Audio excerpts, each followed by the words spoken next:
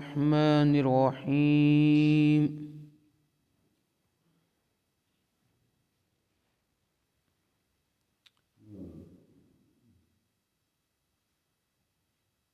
حضرت سیدنا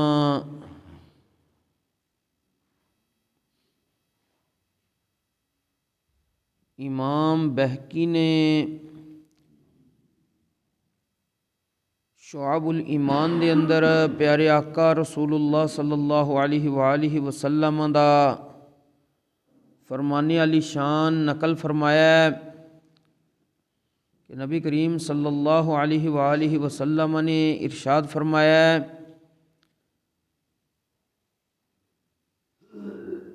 رجب اللہ دا مہینہ اور شعبان میرا مہینہ اور رمضان المبارک میری امت دا مہینہ ہے۔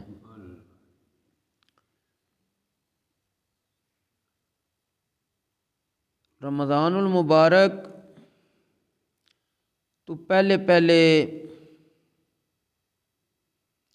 روایتاں دے اندر آؤندا ہے کہ نبی کریم صلی اللہ علیہ وآلہ وسلم نے جس وقت رجب المرجب دا چند دیکھدے سی پہلی تاریخ دا تے آپ رب دی بارگاہ وچ ایک دعا کردے سی اللہم بارک لنا فی رجب و شعبان و بلغنا رمضان۔ اے میرے اللہ ساڈے واسطے رجب دے اندر بھی اور شعبان دے اندر بھی برکت رکھ دے اور سانو رمضان المبارک تک پہنچا۔ علماء نے فرمایا کہ اے جڑا شعبان المعظم دا مہینہ جڑا ہون چل رہا ساڈا اسلامی مہینہ اج دی 8 تاریخ ہو گئی ہے۔ شعبان اس واسطے کیا گیا ہے کہ ادھے اندر روزے داراں واسطے نیکیاں شاخ در شاخ ہوندیاں نے۔ حدیث پاک دے اندر آوندا ہے حضرت ام المؤمنین عائشہ صدیقہ رضی اللہ تعالیٰ عنہ فرماندیاں نے کہ رمضان المبارک تو علاوہ میں نبی کریم علیہ الصلاۃ والسلام نو اور کسے مہینے چتنے روزے رکھدیاں نہیں دیکھیا جتنے شعبان المعظم دے آپ روزے رکھدے سی۔ رمضان المبارک، شعبان المعظم، رجب المرجب وغیرہ انہاں نو اگر سمجھنا ہوئے تے ایک مثال دے ذریعے سمجھا جا سکدا وے۔ علماء نے فرمایا ہے کہ رجب المرجب ایک کس چیز واسطے مہینہ مسلمانہ واسطے؟ پہلے بندہ کھیتی کاشت کردا ہے، کھیتی بوندا ہے، کوئی شے گڈدا ہے، پھر اس تے محنت کردا ہے، پانی وغیرہ لاندا ہے، پھر جا کے وہ ایک خاص وقت مقرر ہے جہدے وچ اس نو جا کے کٹائی کردے نے۔ تو علماء فرماندے نے اسی طرح رجب المرجب مسلماناں واسطے نیکیاں دا بیں بونے دا مہینہ ہے، اور شعبان المعظم پانی دینے دا مہینہ ہے، اور رمضان المبارک کھیتی کٹنے دا اور فصل جمع کرنے دا مہینہ ہے۔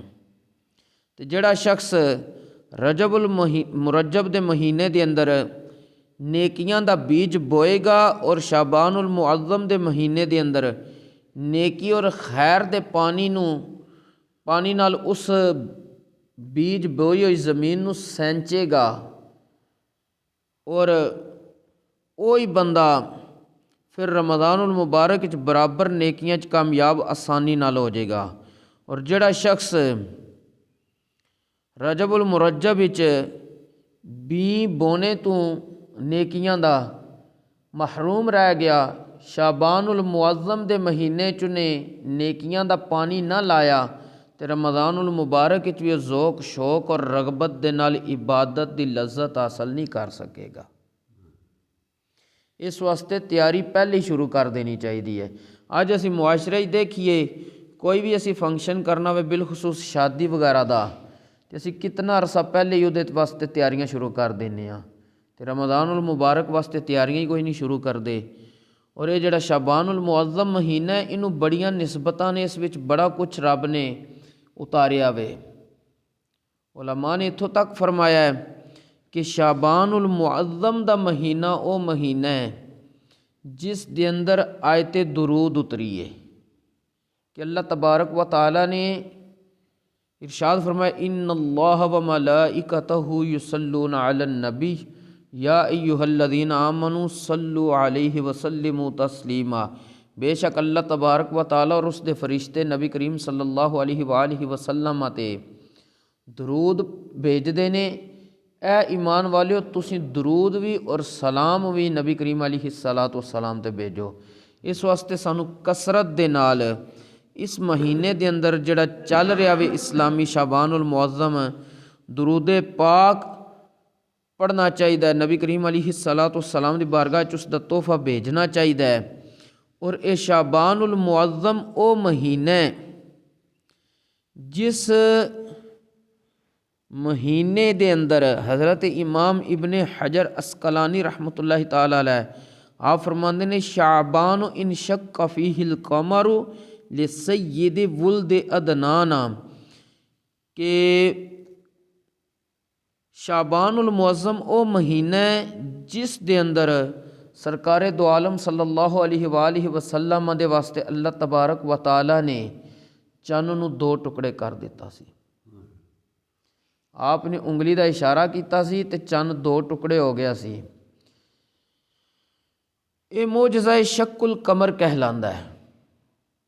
تے معجزہ کہندے ہی انہوں نے کہ جڑا انسانی عقل دے خلاف کم ہوئے، خارق عادت کم ہوئے اور سچے نبی کو ظاہر ہوئے۔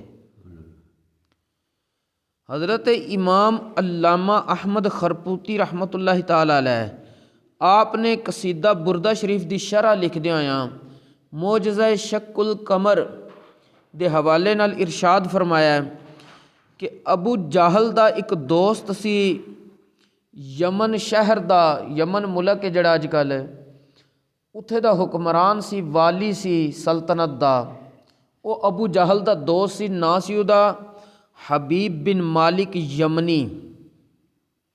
ابو جہل نے اپنے اس دوست نو خط لکھیا کہ تیرا دین مٹایا جا رہا ہے، مکے دے اندر تیرا دین مٹایا جا رہا ہے۔ کس طرح کہ نبی کریم علیہ السلام تے لوگ ایمان لے کے آ رہے نے، دین اسلام نو قبول کر رہے نے، تے جڑا ساڈا دین ہے بتاں دی اسی عبادت وغیرہ کرنے اس تو بندے ہن دور ہو رہے نے، یہ ساڈا سلسلہ ختم ہون دے قریب لگدا ہے پیا، تے جلد آ۔ حبیب یمنی اے پیغام جس وقت وہ تک پہنچیا خاتل فوراً مکہ معظمہ آ گیا۔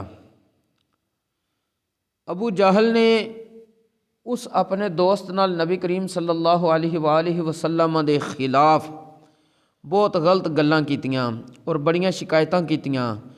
ابو جہل دا مقصد صرف یہ سی کہ حبیب یمنی دا مکے شہر والے لوگاں تے بڑا اچھا اثر و رسوخ ہے، اے مکے والے نو سمجھائے گا کہ دین اسلام قبول نہ کرو۔ لیکن وہ حبیب یمنی نے کیا میں ادن تک کوئی گل کر کے فیصلہ نہیں کر سکتا جدن تک دوواں فریقاں نہ سن لا، تیریاں تے میں سن لیاں نے، تے جس ذات دا لوگ کلمہ پڑھتے ہیں میں پہلے انہاں دی بھی تے کوئی سن لواں نا۔ جس وقت حبیب یمنی نے گل کیتی نبی کریم صلی اللہ علیہ وآلہ وسلم دی بارگاہ اقدس دے اندر، اس نے پیغام بھیجیا کہ میں یمن تو آیا تے دیدار کرنا چاہنا۔ نبی کریم صلی اللہ علیہ وآلہ وسلم اپنے نال یار غار حضرت سیدنا صدیق اکبر رضی اللہ تعالیٰ عنہ نوی لے گئے اسے مجلس دے اندر۔ جس وقت اس مجلس دے اندر پہنچے تے مجلس والے لوگاں تے روب اور ہیبت اور دبدبا چھا گیا، اور کسی نے بھی کچھ گل کرن دی ہمت نہ ہوئی۔ آخر خود ہی نبی کریم علیہ الصلاۃ والسلام نے فرمایا کہ تسی لوگ کی کچھ میرے کو پوچھنا چاہتے ہو؟ حبیب یمنی نے ہمت بندھا کے اس نے کیا جی کہ آپ نے نبوت کا دعویٰ کیتا ہے اور نبوت واسطے تو معجزہ ضروری ہے۔ نبی کریم صلی اللہ علیہ وآلہ وسلم نے ارشاد فرمایا تو جو کہیں گا میں وہ معجزہ وکھا دواں گا۔ حبیب یمنی نو کیونکہ پہلے ابو جہل کہہ چکیا سی کہ نعوذ باللہ آپ جادوگر بھی نے، تے جادوگراں دا جادو آسمان تے نہیں چلدا۔ حبیب یمنی نے کیا جی میں آسمان دا معجزہ ویکھنا چاہنا۔ ایک چیز، دوجی چیز کہ میرے دل دے اندر ایک گل ہے وہ میں دسنی کوئی نہیں، بجھنی آپو جے۔ میرے دل دے اندر ایک گل ہے وہ میں دسنی کوئی نہیں، تمنا ہے میرے دل وچ لیکن میں دسنی کوئی نہیں۔ نبی کریم علیہ السلام فرمایا ٹھیک ہے، پہلا تیرا مطالبہ سی کہ آسمانی معجزہ دکھاؤ۔ سرکار دو عالم صلی اللہ علیہ وآلہ وسلم نے فرمایا چل کوہ صفا تے، چل پہاڑ تے۔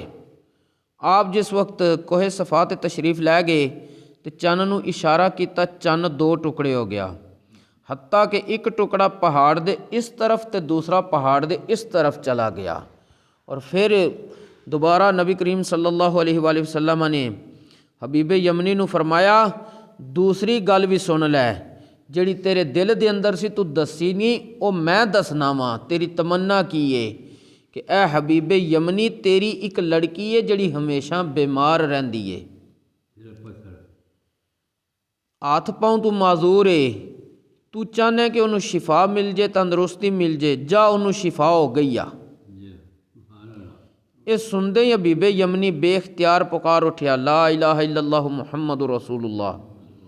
اور جس وقت حبیب یمنی ایمان دی دولت تو مالا مال ہو کے مکہ معظمہ واپس آیا تے گھر پہنچیا، رات دا وقت سی، دروازے تے آواز دیتی تے اوہی جڑی مجبور اور معذور لڑکی سی، زمین تو نہ اٹھ سکتی سی، وہ اٹھ کے آئی، انہیں دروازہ کھولیا اور اپنے والد نو دیکھ کے انہیں بھی کلمہ پڑھیا لا الہ الا اللہ محمد رسول اللہ۔ حبیب یمنی پوچھیا بیٹی تو اے کلمہ طیبہ کتھوں سنیا ہے؟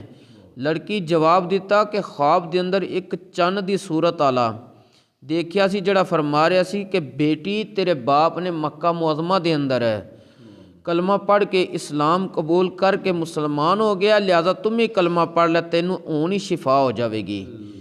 تو جس وقت صبح اٹھیاں تے کلمہ طیبہ میری زبان تے جاری سی اور ہاتھ پاؤں بھی میرے سلامت سی۔ دیکھ لو کہ حبیب یمنی نے ایک تے معجزہ آسمانی منگیا ہے، دوجا اس نو بھی پتا سی کہ سچے نبی نو اللہ علم غیب عطا کردا ہے۔ انہیں کہا دل میرے وچ گل ہے دسنی میں کوئی نہیں، تمنا ہے وے بجھنی آپو جے۔ تو نبی کریم علیہ الصلاۃ والسلام نے گل بھی بجھی تے نال ہی فرمایا جا اس نو شفا بھی مل گئی۔ یہ جڑا شعبان المعظم مہینہ انہوں بڑیاں نسبتاں نے، ایک میں دسیے کہ اس وچ آیت درود اتری ہے، تو سانوں بھی چاہیے کثرت دے نال اس مہینے دے اندر درود پاک پڑھنا۔ اور دوسرا نبی کریم صلی اللہ علیہ وآلہ وسلم دا معجزہ شق القمر کے چند دو ٹکڑے ہو گیا۔ اسے چیز نو اعلیٰ حضرت رحمۃ اللہ تعالیٰ علیہ نے ایک شعر دی صورت وچ بیان کیا ہے کہ اعلیٰ حضرت رحمۃ اللہ تعالیٰ علیہ آپ ارشاد فرماندے نے اشارے سے چاند چیر دیا، چھپے ہوئے خور کو پھیر لیا۔ یعنی جڑا سورج ڈبیا سی اس نو بھی نبی کریم علیہ السلام نے واپس عصر دے وقت وچ لیاندا سی، معجزہ دکھایا سی کہ حضرت علی دی نماز جس وقت قضا ہو گئی سی، تو اللہ حضرت نے لکھیا ہوئے کہ اشارے سے چاند چیر دیا، چھپے ہوئے خور کو پھیر لیا۔ ایسی نبی کریم علیہ الصلاۃ والسلام دی شان اور عظمت ہے۔ لوگ ان دوواں معجزیاں دا نعوذ باللہ انکار کردے نے، کہندے نہیں کہ اپنے کولوں بنائے ہوئی گلاں نے، نہ معجزہ شق القمر یعنی چاند دا دو ٹکڑے ہوئے منتے نے، تے نہ ہی سورج دا واپس پلٹیا ہوا منتے ہیں، حالانکہ یہ چیزاں بالکل مستند روایتاں دے اندر موجود نے۔ تو میں جڑا درود پاک دا ذکر کیتا ہے تو درود پاک بھی ایک چھوٹا جا ذکر کر دینا، جڑا خود نبی کریم علیہ السلام نے فرمایا میری امت اگر اے پڑھے گی تو میری شفاعت لازم ہو جائے گی کہ میں انہوں دی سفارش کرانگا قیامت والے دن۔ حضرت سیدنا رویفع بن ثابت انصاری رضی اللہ تعالیٰ عنہ آپ کو روایت ہے کہ آپ فرماتے ہیں حضور تاجدار ختم نبوت صلی اللہ علیہ وآلہ وسلم نے ارشاد فرمایا من صلی علی محمد، کہ جس بندے نے نبی کریم علیہ السلام تے درود پاک پڑھے اور درود پاک اے الفاظ کہے اللہم انزلہ المقعد المقرب عندک یوم القیامہ، ادھا ترجمہ کیے اے میرے اللہ نبی کریم صلی اللہ علیہ وآلہ وسلم انو قیامت والے دن اپنے حضور قرب خاص علی مسند یعنی مقام محمود عطا فرما۔ جڑا بندہ اے کلمات پڑھے گا نبی کریم علیہ السلام نے فرمایا وجبت لہو شفاعتی، تو اس بندے واسطے میری خاص شفاعت لازم ہو جائے گی۔ درود پاک دے الفاظ کی نے اللہم انزلہ المقعد المقرب عندک یوم القیامتی، بس اتنے الفاظ نے اللہم انزلہ المقعد المقرب عندک یوم القیامتی، اے کلمات پڑھنے نے تو نبی کریم علیہ السلام دی شفاعت واجب ہو جانی ہے۔ اللہ تبارک و تعالی سانو انہاں مہینیاں دے اندر، کیونکہ رجب المرجب تے گزر چکے ہے تو شعبان المعظم دا یہ ایک ہفتہ گزرے تقریباً 3 ہفتے باقی نے، اس دے اندر خیر و بلائی اور نیکیاں لے کم کرنے دی توفیق نصیب فرمائے، ادھے نفلی روزے بھی رکھن دی توفیق نصیب فرمائے، اور خصوصی طور تے نبی کریم علیہ السلام دی بارگاہ درود و سلام دا تحفہ اور نذرانہ کثرت دے نال پیش کرنے دی توفیق نصیب فرمائے، تاکہ نبی کریم علیہ السلام دی خاص نظر عنایت سانو حاصل ہو جائے۔ اللہ تبارک و تعالی دین اسلام دا فہم نصیب فرمائے اور اس دے مطابق عمل دی بھی توفیق نصیب فرمائے۔ وما توفیقی الا باللہ۔ آمین۔